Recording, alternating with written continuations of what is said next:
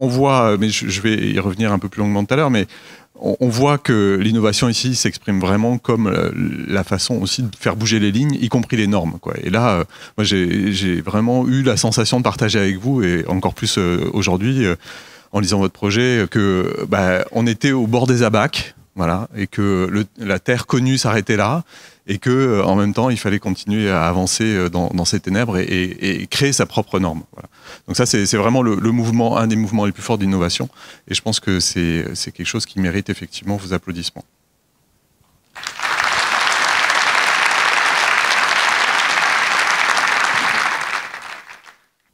Nous ne sommes pas des showmen, mais vraiment, voilà, je vais enchaîner directement. Évidemment, je commence par les remerciements auprès du président d'Ingerop qui me fait cette grande cérémonie, et aussi mes remerciements auprès de François Lacroix pour sa gentillesse, son humour, et puis de son invitation. Mais ma véritable gratitude, en fait, j'avais pas prévu de commencer comme ça, c'est par rapport aux équipes qui ont pitché devant nous, parce que comme beaucoup de responsables de l'innovation, en fait, je suis confronté au succès du mot innovation. Et ça pourrait être une bonne surprise, joyeux finalement de se dire tout le monde parle de mon sujet, etc. Et en fait, tout le monde en parle tellement à tort et à travers que ça se galvaude, que petit à petit, ça remplace d'autres mots comme l'idéation, avoir une bonne idée, finalement je suis innovant. Ça remplace petit à petit aussi le mot industrie. On sent que le programme d'investissement d'avenir, c'est à la fois la politique industrielle et la politique d'innovation. C'est-à-dire que l'innovation, après un peu la mode de cost killing des années 80-90, en fait, l'innovation est devenue un peu la réponse à tout, aux problèmes de compétitivité des entreprises et des pays. Donc là, ma gratitude, c'est de voir que ici à Ingerop, l'innovation, c'est encore bien quelque chose qui part du réel et qui revient dans le réel. Alors, avec des boucles compliquées, on l'a vu, avec des interrogations, des marches avant, des marches arrière, avec des interpellations entre silos, d'aller voir ses collègues, etc. Mais on part d'un problème réel, et puis on arrive à une solution adoptée. Alors c'est un mal français bien connu, qu'on appelle l'effet Concorde, etc. Je profite de cette tribune pour vous inciter à lire un article de 1981, que vous connaissez peut-être, qui s'appelle « Autopsie d'une machine à laver ». Non, vous ne connaissez pas. D'un sociologue français qui s'appelle Yves Sturtzé. Vous le trouverez sur Internet. Parce qu'en fait, tous les sujets qu'on voit là, aujourd'hui, y compris questions numériques, etc., sont des questions qui se posent en France avec un focus un peu particulier, qui est le ménage à trois qu'on a rencontré tout au long de cet après-midi entre les ingénieurs, les industriels et les décideurs publics ou les fabricants de normes.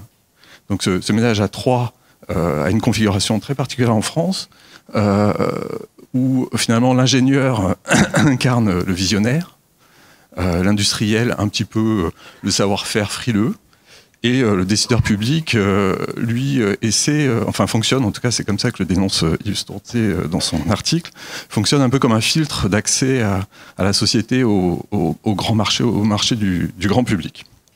Donc face à ça, on se rend compte que finalement, on a à l'international, comme on me l'a rappelé, l'image d'ingénieurs français très créatifs, très visionnaires, très innovants, etc.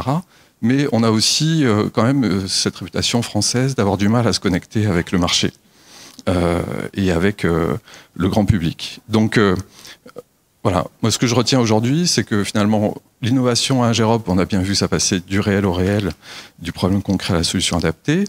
Et si je dois faire une synthèse un peu des projets et de la diversité de ce que ça incarne en matière d'innovation, on a à la fois la qualité que j'aime bien dans le mot ingénieur, qui est l'ingéniosité. On a vu des façons de traiter des problèmes de manque de place avec le potogène. On a vu l'ingéniosité nécessaire pour passer à l'échelle, c'est-à-dire qu'on a des solutions qui marchaient bien sur certains barrages, et finalement, quand il faut les faire en plus grand, ben, on se repose des questions et on adapte, on bidouille un peu, on bricole, mais on teste et puis on progresse. Sur les transferts de technologie aussi entre BIM bâtiment et BIM infra, il faut adapter, voilà, il faut régler les problèmes en adaptant. Et puis, bon, évidemment, Keops, mais aussi la conduite forcée, on se rend compte que l'innovation, c'est aussi, des fois, sauter dans l'inconnu, aller au-delà des charted territories ou de la terre connue, disons, et que c'est pas forcément du neuf, quoi. C'est-à-dire que c'est un autre aspect qui m'a beaucoup séduit dans tous les projets qui ont été montrés, c'est que le réel, c'est pas forcément quelque chose qu'on conçoit nous-mêmes et qu'on projette dans l'avenir. Le réel, c'est aussi quelque chose, comme disait un psychanalyste, le réel, c'est quand on se cogne.